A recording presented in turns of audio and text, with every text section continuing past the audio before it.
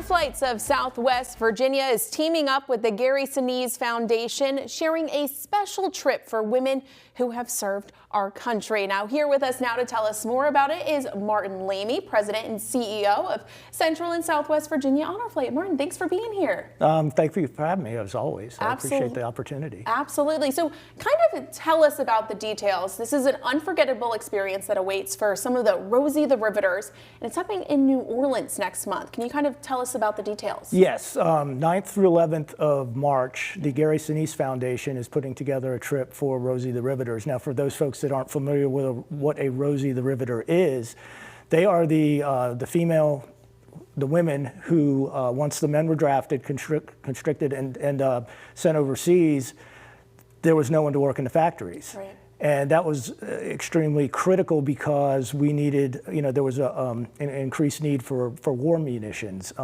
ships, tanks, aircraft, bombs and bullets. And there was no one to manufacture these things. So the women were brought into the manufacturing and the industrial world to produce all the war material that was needed. And they were known colloquially as the Rosie the Riveters. And talk about, so what is this opportunity for Rosie the Riveters to go down to New Orleans, to the World War II Museum, correct? That's correct, yes. Okay. It's a very similar trip to the Soaring Valor program, which took World War II veterans down there. Basically, the Sinise Foundation will fly the Rosies to Nashville. They'll have dinner, I think the 9th, in Nashville, and then they'll fly down to New Orleans the following day. And they basically get the red carpet treatment. They stay at the Higgins Hotel. They are treated extremely well. They're like royalty, basically. Yeah.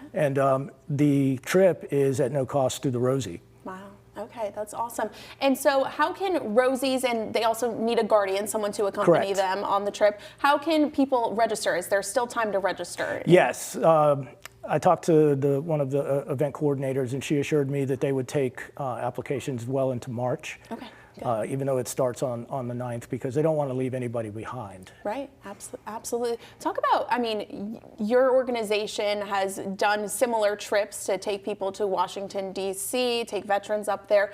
Talk about just how important these trips are for the men and women who have served our country in different ways. Yeah, it's important on a couple of levels. First off, recognition for what these men and women have contributed to the defense of our nation, be it as a service member or as a Rosie who was working in the defense industry. Right. Secondly, it's all about preserving historical knowledge, getting these folks' stories while they're still with us, doing historical interviews with them, and basically get a feel for what they went through and what they did to support the war effort.